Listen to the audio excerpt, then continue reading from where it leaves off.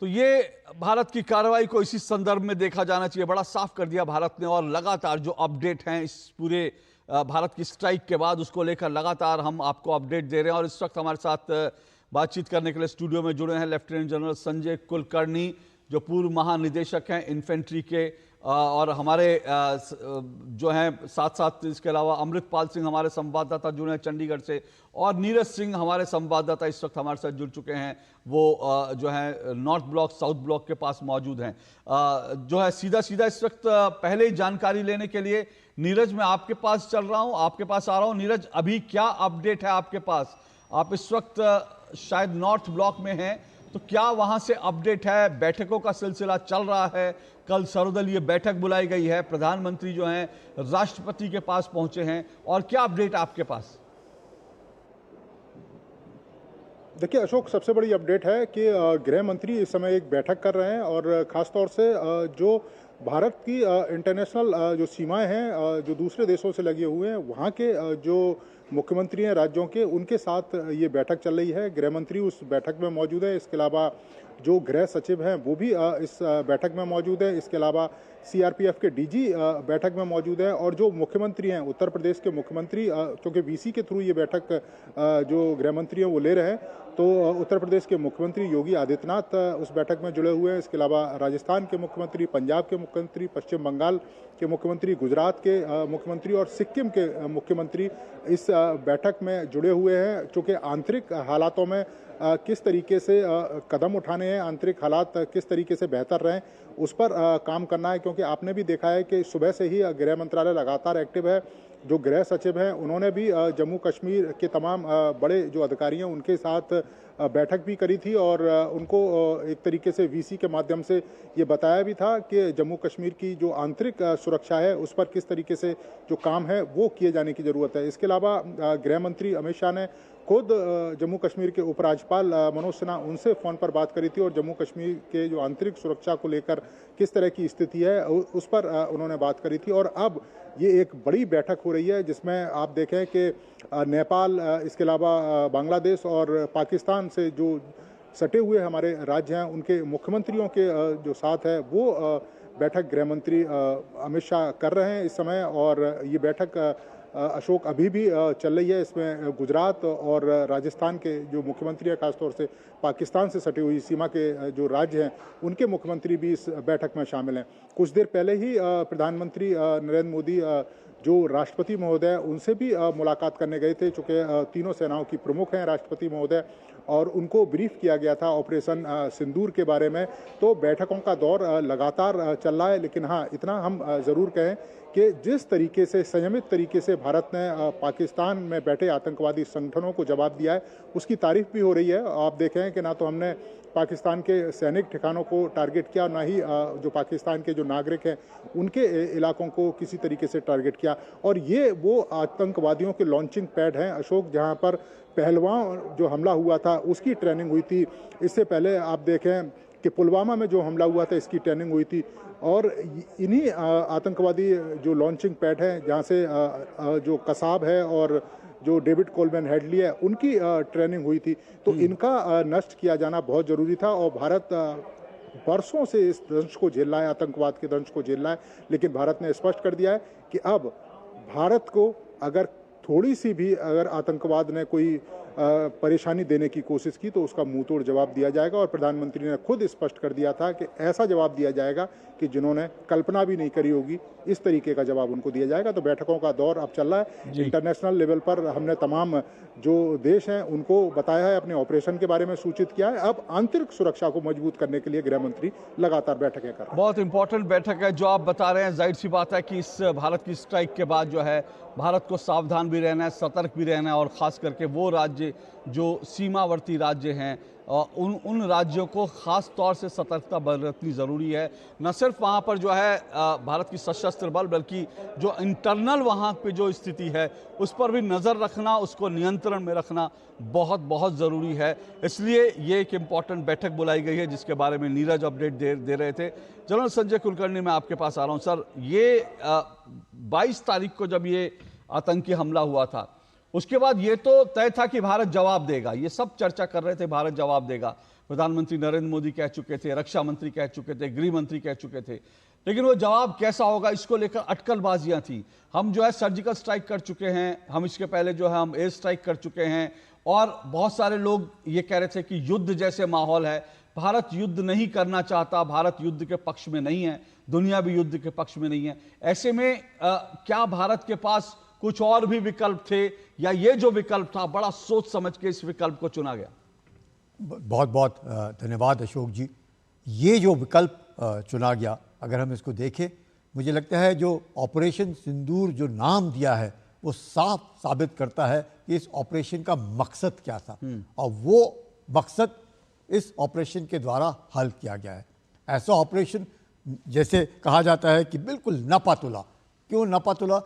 कोई भी military installation Pakistan के ऊपर हमला नहीं किया गया, किसी भी सिविलियन जो जगह है उस पर हमला नहीं किया गया। ये क्या दर्शाता है? मकसद एक था, पाकिस्तान नहीं, आतंक, और वो आतंक जो पाकिस्तान में पल रहा है और उनको ठीक ठिकाना बनाना, चाहे वो फिर हाफिज सईद का रहने का जगह क्यों ना हो, या मसूद अजहर की जगह क्यों ना हो, या लखवी की जगह क्यों ना हो, लेकिन मकसद सिर्फ यही था कि वो आतंक की जगह जहाँ से आतंक पलता है, जहाँ का आतंक का सोर्स है, उसको बर्बाद करना, और एक मैसेजिंग देना पाकिस्तान को कि आपको उरी के बाद सर्जिकल स्ट्राइक हुआ 2016 में, तब भी आप नहीं मान रहे।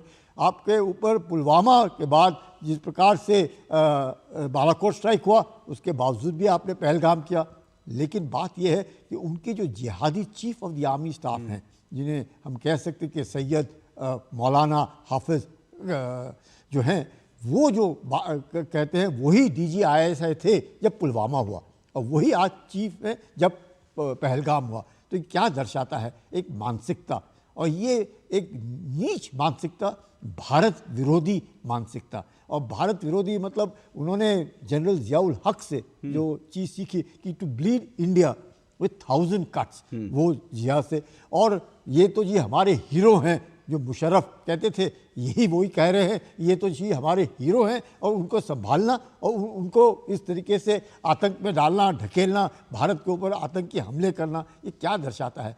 मुझे लगता है बहुत नपातुला जो ऑपरेशन हुआ है, इससे भारत ने एक क्लियर मैसेज दिया है। अब इसके बाद अगर पाकिस्तान कुछ करने की सोचता है या करता है, तो फिर वो ऑपरेशन सिंदूर नहीं रहेगा, फिर उसका ऑपरेशन कुछ और हो जाएगा, नाम भी बदली हो जाएगा। कि सिंदूर था, वो ऑपरेशन हमने समाप्त कर दिया है, हमने बदला जो लेना था हमने बदला ले लिया है, हमने जो बताना था हमने बता दिया है। और उम्मीद करते हैं कि देश के बीच में भी जो आक्रोश था वो भी थोड़ा ठंडा हो गया होगा, ये सोच करके कि प्रधानमंत्री ने जो कहा वो किया, और ये बहुत बड़ी बात है।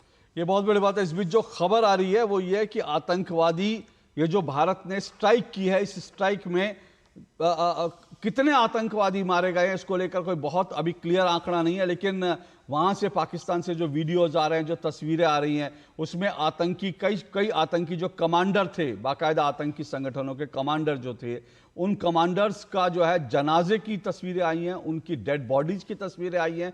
और ये भी खबर आ रही है कि जो मसूद अजहर है, जो एक बड़ा टेररिस्ट है, आतंकवादी है, वो मसूद अजहर के परिवार के, उनके रिश्तेदार, उसके रिश्तेदार जो हैं, वो करीब 1 दर्जन उसके परिवार के और रिश्तेदार लोगों के मरने की खबर है। ये जानकारी भी आई है। अमृतपाल, क्या आप इसकी पुष्टि कर सकते हैं पाकिस्तान की तरफ से जो मसूद अजहर को लेकर जो खबरें आ रही हैं, और ये कुछ लोग कह रहे हैं कि मसूद अजहर की तरफ से ये बात खुद जो है स्वीकार कर ली गई है कि उसके परिवार के, उसके रिश्तेदार के जो है वो करीब 1 दर्जन लोग इस आतंकी जो आतंक के खिलाफ भारत की कार्रवाई थी उसमें मारे गए हैं?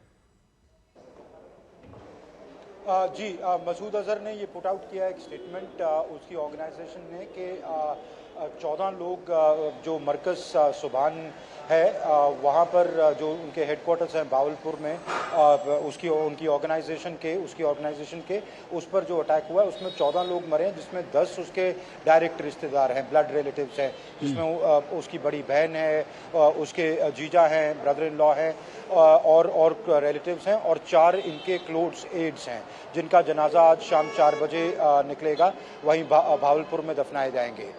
इनफैक्ट मसूद अजहर ने यह भी कहा है कि मैं तो खुद क्यों नहीं इसमें वो अपने आप को वो शहीद का टर्म यूज़ करता है, पर चलें वो उसका टर्म है कि मैं क्यों नहीं इसमें शहीद हुआ या मैं क्यों नहीं इसमें मारा गया। तो क्लियरली क्षति तो पहुंची है पाकिस्तान को, और एक क्षति ये जो टेररिस्ट, बिकॉज अगर आप ब्रीफिंग देखें जो आज सुबह की, उसमें उन्होंने कहा कि हमारे पास स्पेसिफिक इंटेलिजेंस थी, हमने टारगेटेड मेजर्ड रिस्पांस दिया है, जहां हमने बिल्डिंग गिरानी थी हमने वही बिल्डिंग गिराई है, या हमने जो ग्रुप ऑफ बिल्डिंग्स गिरानी थी वही गिराई है। जो तस्वीरें भी आ रही हैं, साथ वाली अगर बिल्डिंग नहीं गिरानी थी, वहां पर कुछ नहीं था, तो वो बिल्डिंग खड़ी है। तो स्पेसिफिक इंटेलिजेंस पर, और तभी शायद 14 दिन लगे, क्योंकि एक वेल कैलकुलेटेड मेजर्ड रिस्पांस और एक ब्रिलियंट रिस्पांस जो मिलिट्री टर्म्स में दिया गया क्रेडिबल इंटेलिजेंस के बेस पर, कि कहाँ कहाँ इंफ्रास्ट्रक्चर हैं, कहाँ कहाँ लॉन्च पैड है, कहाँ कहाँ ट्रेनिंग सेंटर्स हैं, कहाँ कहाँ टेररिस्ट अभी भी होल्ड अप है, कहाँ कहाँ एक्टिविटीज अभी भी चल रही हैं। पर जैसे मसूद अजहर या हाफिज सईद जैसे लोग, ऑब्वियसली इनको मूव आउट किया गया है। हालांकि ये तो पाकिस्तान तो क्लेम करता है हाफिज सईद अंडर अरेस्ट है, पर सबको पता है कि वो अरेस्ट किस किस्म की अरेस्ट है, वो जहां जाना चाहता है जाता है। पाकिस्तान आर्मी ने तो एक तरह की उसको सिक्योरिटी दे रखी है। तो अब शायद अगला स्टेप होगा कि टेरर इंफ्रास्ट्रक्चर के बाद इन टेररिस्ट के जो सरबराह हैं उनको टेक आउट किया जाए, और वो जैसे कई स्ट्रेटेजिक कम्युनिटी से लोग कह रहे हैं कि ये शुरुआत है, भारत एक नॉन एस्केलेटरी स्टेप लिया है, पर आगे आने वाले दिनों में, महीनों में short term, long term, medium term steps Bharat लेगा। भारत अभी अपना माइंड मेकअप कर चुका है कि इस मसले का हल भारत को ही करना पड़ेगा, ना international community. International community lip service करेगी, आपकी तरफ, आपके अगेंस्ट नहीं जाएगी, पर आपको you have to broom your own backyard. तो वो उनको ठीक भारत को ही एक्ट करना पड़ेगा। जी, भारत को ही एक्ट करना पड़ेगा, और जाहिर सी बात है भारत एक्ट करेगा, इस बात के जो संकेत मिल रहे हैं, जिसकी तरफ अमृतपाल वाले। लेकिन जो बड़ी खबर है वो ये, जैसा हमने आपको बताया कि मसूद अजहर, उसके इस बीच जो है भारतीय सेना की तरफ से जो है एक और ट्वीट किया गया है, इसमें जस्टिस सर्व्ड के हैशटैग से ऑपरेशन सिंदूर के बारे में वो टारगेट्स बताए गए हैं। Target 1 Abbas terrorist camp at Kotli, distance 13 kilometre. ये जो तमाम सेना की तरफ से ये बताया गया है कि उसके टाइमिंग के साथ बताया गया है कि कब कौन सा ऑपरेशन और कब कौन सा ठिकाना जो है उसको कितने बजे ढेर किया गया, उसको लेकर और कितनी दूरी पर था। तो जो कुछ जानकारी प्रेस कॉन्फ्रेंस में उस वक्त नहीं मिल पाई थी, उसको लेकर के ये तमाम जानकारी अब सेना की तरफ से सोशल मीडिया पर जो है एक्स के जरिए, जो फॉर्मर ट्वीट है उसके जरिए, ट्विटर है उसके जरिए ये तमाम जानकारी दी जा रही है। कितने बजे कौन सा जो ठिकाना था आतंकवादियों का, उसको भारत ने निशाना बनाया। अब्बास टेररिस्ट कैंप कोटली, ये देखिए, ये वीडियो भी वहाँ के दिखाए जा रहे हैं कि वहाँ पर किस तरह से वहाँ पर भारत ने अटैक किया। भारतीय सेना की तरफ से तमाम जो जानकारी दी गई है, ये ऑपरेशन सिंदूर को लेकर के लगातार जानकारियां भारत की तरफ से शेयर की जा रही हैं दुनिया भर को। ये सेना की तरफ से जो ट्वीट किया गया,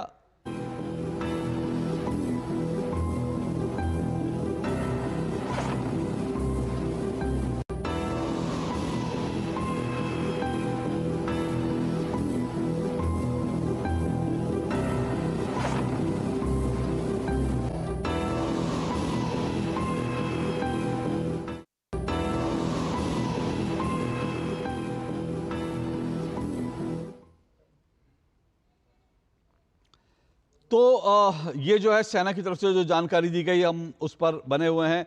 लगातार जो जानकारी आ रही है, और जनरल कुलकर्णी, ये अपने आप में बहुत बड़ा डेवलपमेंट है जिस तरह से मसूद अजहर के परिवार को निशाना बनाया गया, और एक आतंकवादी जो न जाने कितने निर्दोष लोगों की जो है उनकी जान लेने के, उनकी हत्या के लिए जिम्मेदार है, आज वो तड़प रहा है। वो कह रहा है कि मैं क्यों नहीं मर गया। वो ये कह रहा है क्योंकि वो उसको शायद भारत उसको तड़पा तड़पा के मारना चाहता है, क्योंकि अपने ही लोगों को, अपने परिवार के लोगों को अपने सामने मरते देखना, अपनी हरकतों की वजह से, अपने जो आपने किया, जो पाप किए उसके पछतावे के रूप में उसका जो भुगतान आपको करना पड़ रहा है। आपको अपनी बहन, अपने अपने अपने जीजा और अपने परिवार के जो लोग थे उनकी जो लाशें उठानी पड़ रही हैं। मुझे लगता है इससे बड़ा जवाब जो है, इससे सटीक जवाब नहीं हो सकता। बिल्कुल अशोक जी, आप समझ सकते हैं कि 25 मिनट के अंदर 9 आतंकी ठिकानों को ध्वस्त करना बहुत बड़ी बात है। और मसूद अजहर, जिसके लिए 1995 में 6 फॉरेन टूरिस्ट जो हैं उन्होंने पकड़ा और एक का तो गला काट दिया, एक वहाँ से भागा और 4 जो है उनका लापता अभी तक नहीं पता चला। तो 2003 में JNK गवर्नमेंट ने उसका डेथ सर्टिफिकेट रिलीज कर दिए, जिसमें 2 अमेरिकन थे, 2 ब्रिटिश, एक स्कैंडिनेवियन और एक डैनिश। किसके लिए ये सब क्या कांड? उन्होंने इस मसूद अजहर को जेल से रिहा करने के लिए। रिहा तो हुआ नहीं, तो IC 814 हाईजैक किया, जिसमें ये रिहा हुआ। आप समझ सकते हैं कि तब से लगातार 2 दशक से भी ज़्यादा ये कार्रवाई क्या कर रहा है। अभी भी मैं तो बड़ा खुश होता अगर ये मारा जाता, लेकिन अब जैसे कह रहे हैं कि इसका परिवार जो है वो, उसको और दुख हो रहा होगा कि उसके सामने उसके परिवार का जनाजा निकल रहा है। ये मैं कहूँगा कुछ भी हो, जैसे भी हो, ये आदमी जो एक आतंकी, ये हुआ हाफिज सईद हुआ, लखवी हुआ, बाकी इनके जो भी आतंकी हैं, इन्होंने एक तरीके से एक फैक्ट्री चला रखी है, एक इंडस्ट्री बना रखी है, जिससे खुद उनके रक्षा मंत्री क्या कह रहे हैं कि 3 दशक से लगातार पाकिस्तान के अंदर USA की मदद के लिए इन्होंने खड़े किए। और बिलावल कह रहा है यहाँ हमने किया है, हमें शर्म भी है, पर हम क्या कर सकते हैं, हमने USA के लिए किया, इसके लिए किया। ये सब के सब आतंकी हैं और पाकिस्तान की फौज जो 5.5 लाख फौज है वो बिल्कुल लड़ाई करने के काबिल नहीं है। वो सारे के सारे आतंकी बन चुके हैं। इसलिए ये जितना काम ये करते हैं आतंकी, यही कारण है बलूचिस्तान में क्या हो रहा है, पाकिस्तान का मार खा रहे हैं, रोज मार खा रहे हैं, रोज उनके सैनिक मर रहे हैं। खैबर पख्तूनख्वा में क्या रहा है, वही हाल हो रहा है। तो यही कारण है कि उनके जो मुनीर हैं, जो chief of the army staff है, वो क्या चाहते हैं, वहाँ से अपना उनके जो अंदरूनी हालात जो ख़राब हैं, एक तो इकोनॉमिकली, एक सिविल तरीके से, सिविल के लोग जो हैं, पाकिस्तानी आवाम जनरलों से नाराज़ है, उनके कोर कमांडर के घर जला रहे हैं। तो ये तो हालत है पाकिस्तान के अंदर। अब वो पूरा होता नहीं कि मुनीर लगा हुआ है हिंदुस्तान में आतंक भेज करके पहलगाम जैसे कांड करने के लिए। मुझे लगता है पाकिस्तान को कुछ सोचना पड़ेगा, पूरे विश्व को पाकिस्तान के ऊपर दबाव डालना पड़ेगा कि इस तरह के आतंकी देश जो हैं इनके बरखिलाफ सख्त से सख्त कार्रवाई होनी चाहिए। बिल्कुल, आपने कहा मसूद अजहर, जाहिर सी बात है कि अभी शायद मसूद अजहर जैसे जो आतंकवादी हैं उनको और तड़प तड़प के शायद मरना है, इसलिए आज वो शायद जिंदा बच गया, क्योंकि कुदरत का भी इंसाफ होता है और कुदरत का जो इंसाफ होता है वो बहुत बड़ा इंसाफ होता है। तो शायद इसीलिए अगर वो आज जिंदा है, हालांकि कह नहीं सकते, पाकिस्तान की तरफ से जो खबरें आती हैं उसको लेकर के अगर वो मसूद अजहर मारा भी गया होगा, हो सकता है वो भी मारा गया हो, तो पाकिस्तान की तरफ से जो दिखाया जा रहा है उसको जिंदा दिखाने की कोशिश है। इसके बारे में हम नहीं जानते, क्योंकि पाकिस्तान जो है डिसइंफॉर्मेशन वॉरफेयर का खेल खेलता है, वो लगातार झूठी खबरें फैलाता है। अगर मारा भी गया होगा तो वो पाकिस्तान उसको बताएगा नहीं, बड़ी मुश्किल होगा कि इसको ये पाकिस्तान जो है ये बात स्वीकार करे। लेकिन जो भी हुआ है, कम से कम इतना जरूर हुआ है कि आतंकवादी, बड़ी तादाद में आतंकवादी मारे गए हैं, इतना तो तय है, और इसलिए अपने आप में ये बहुत बड़ी खबर है। नीरज, एक बार फिर आते हैं, जो बैठक हो रही है, इंपॉर्टेंट बैठक हो रही है, इसमें जो तमाम राज्यों के 9 राज्यों के मुख्यमंत्री वहां पर जो है शामिल हो रहे हैं इस बैठक में, क्या एक्सपेक्ट किया जा रहा है इन 9 राज्यों से? क्योंकि हम अभी भी, कल तक हमने देखा था कि जो ऐसे स्टेट्स थे जहां पर केंद्र सरकार से इतर राज्य सरकारें हैं, वहां से जो बयान आ रहे थे वो थोड़ा चिंता पैदा करने वाले थे। वो उनकी जो गंभीरता है उस गंभीरता को नहीं लेने वाले बयान थे। आज भी जो है जानकारी आ रही है, कुछ लोगों ने इस तरह के ट्वीट किए हैं, कुछ लोगों ने इस तरह के बयान दिए हैं। लेकिन केंद्र सरकार क्या एक्सपेक्ट कर रही है कि वो ये जो राज्य हैं, जो सीमावर्ती राज्य हैं, उनकी क्या एक्शन होना चाहिए, क्या उनका सपोर्ट चाह रही है केंद्र सरकार?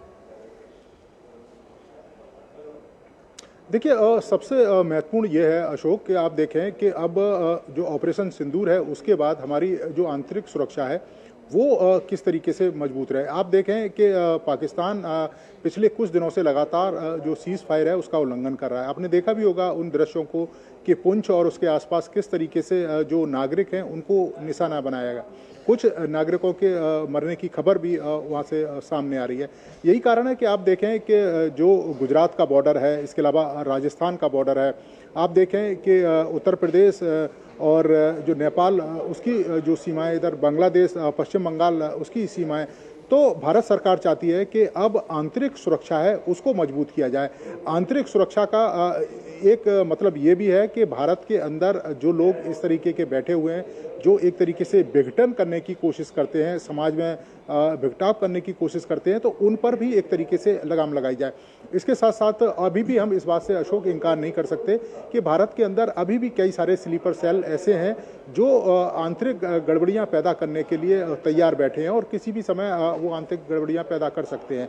आपने देखा भी होगा कि किस तरीके से जब पहलगांव में ये हमला हुआ था तो यहाँ पर बैठे हुए जो स्थानीय लोग हैं उन्होंने किस तरीके से मदद करी थी, वहाँ रैकी हुई थी और रैकी करने के बाद ये टारगेटेड जो किलिंग है उसको अंजाम दिया गया था। तो इसी तरीके से देश के अलग अलग हिस्सों में आपने देखा भी है, अलग अलग जगह से RDX पकड़ा जाता है, अलग अलग जगह से इनके जो स्लीपर सेल हैं वो अभी भी मौजूद हैं। और सिर्फ आप पाकिस्तान में बैठे आतंकवादी संगठनों को ही ना देखें, कई सारे जो खासतौर से जो डॉन है या कहें कि जो गैंगस्टर हैं उनका भी आतंकवादियों के साथ एक गठजोड़ है।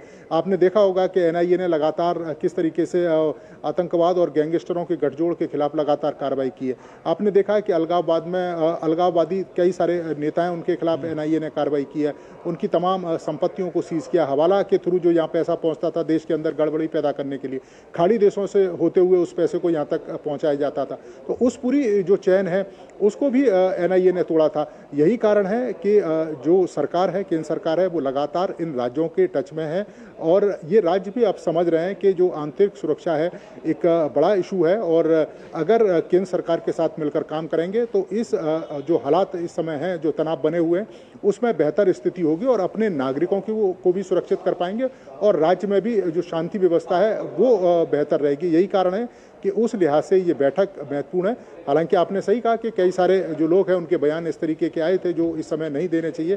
कांग्रेस पार्टी की तरफ से भी आपने देखा कई सारे जो नेता हैं उन्होंने इस तरीके के बयान दिए, लेकिन मुझे लगता है कि अब समझना होगा और जो बार बार सबूत मांगते थे उनको सबूत खुद पाकिस्तान में बैठे लोगों ने ही सबूत दे दिया है, तो अब सबूत मांगने की भी ज़रूरत नहीं है। और मुझे लगता है कि ये एक ऐसी घड़ी है जब विपक्ष हो या सत्ता पक्ष हो, उन सबको एकजुट रहना होगा और पूरी दुनिया को एक मैसेज देना है कि भारत एक है और आतंकवाद के खिलाफ जो सख्त से सख्त कार्रवाई है वो मिलकर करेगा। और यही कारण है कि मुझे लगता है कि कल एक सर्वदलीय बैठक भी बुलाई गई है और जिसमें इस बात सर्वदलीय बैठक कितने बजे कल बुलाई गई है, इस ऑपरेशन को अंजाम दिया।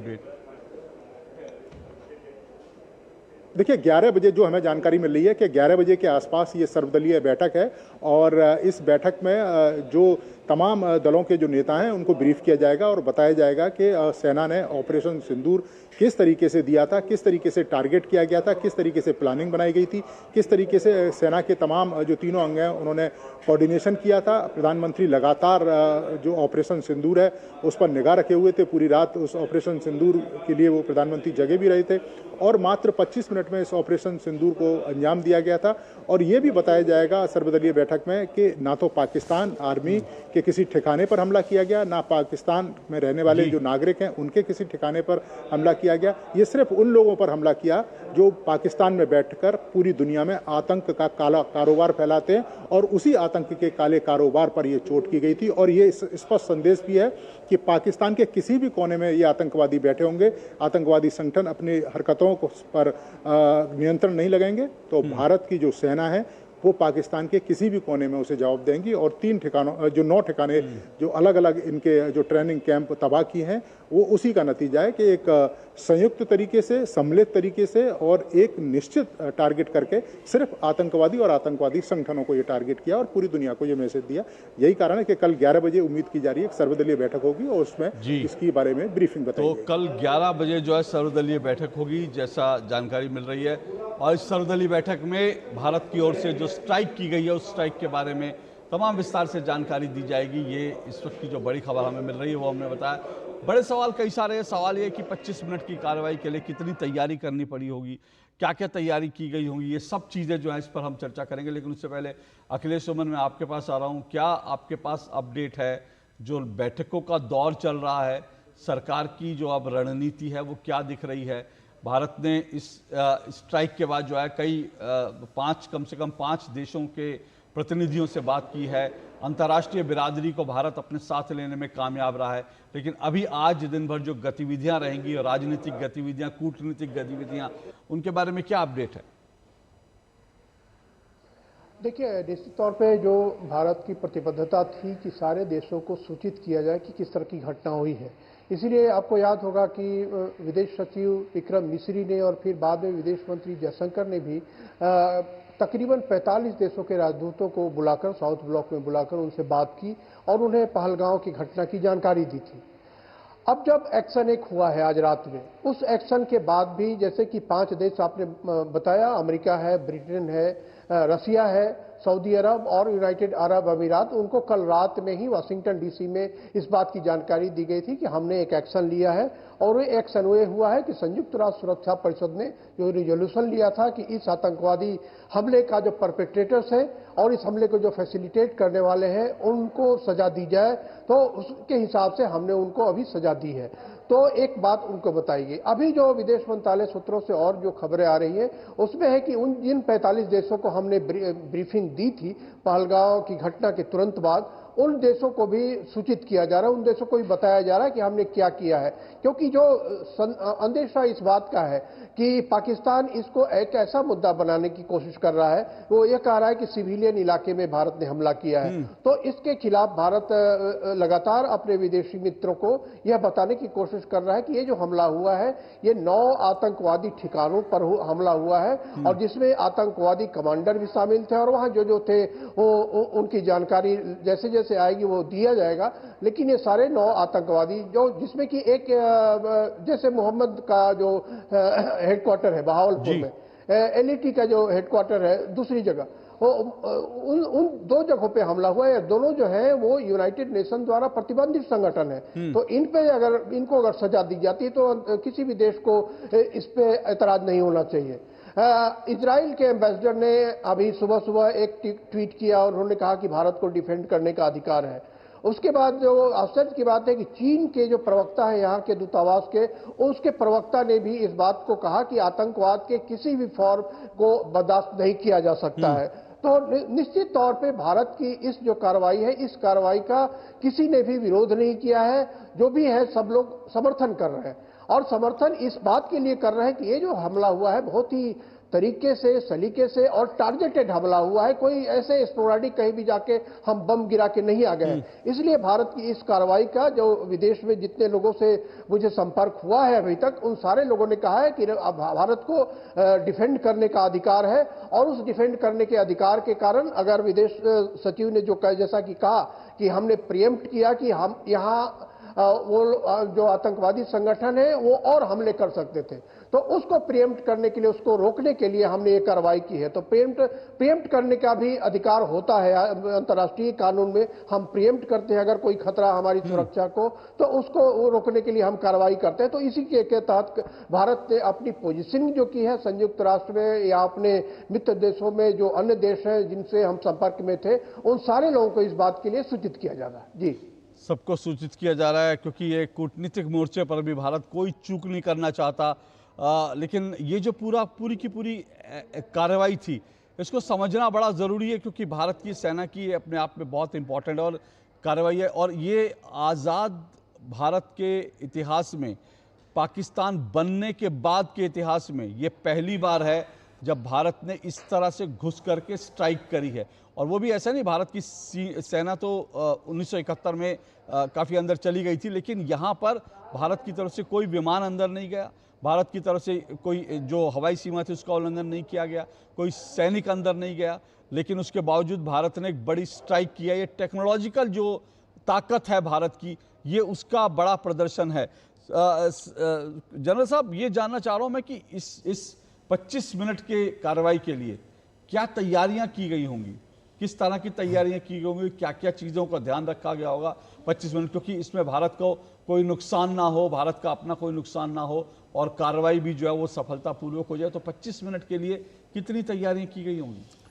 देखिएगा अशोक जी, जब प्रधानमंत्री से सब मिले होंगे तो प्रधानमंत्री ने अपना ओवर व्यू दिया होगा कि वो क्या चाहते हैं, कि वो चाहते हैं कि एलओसी पार ना हो, वो चाहते हैं कि सिविल का कोई भी जो ढांचा है वो बर्बाद ना हो, वो चाहते हैं कि मिलिट्री इंस्टॉलेशंस पाकिस्तान के हमला को बर्बाद ना किया जाए, क्योंकि भावलपुर में उनका 31 कोर हेडक्वार्टर है, जहाँ पे मसूद अजहर का पूरा मारा ढांचा गिराया गया है, उसी के बगल में है। तो आप समझ सकते हैं कि अगर गलती होती है तो कहीं पर भी जाकर के वो टारगेट हो सकता था। तो ये सब जब उन्होंने मोटी मोटी बातें कही होंगी तब तीनों चीफ्स ने मिलकर के प्लान किया होगा कि किस तरीके से करना है, कि कौन सा हथियार इस्तेमाल करना है, किसको कौन सी मिसाइल इस्तेमाल करनी है, कितना प्रिसिजन के साथ लेना है, कौन किधर होगा, किसकी मिसाइल कहाँ से जाएगी, किसका हवाई जहाज़ किधर होगा, और नेवी जो है वो किस तरीके से जो भी उनको ब्लॉकेट करना है, जैसे भी है, जो सब ने मिल करके कार्रवाई की है और ये सब मिल करके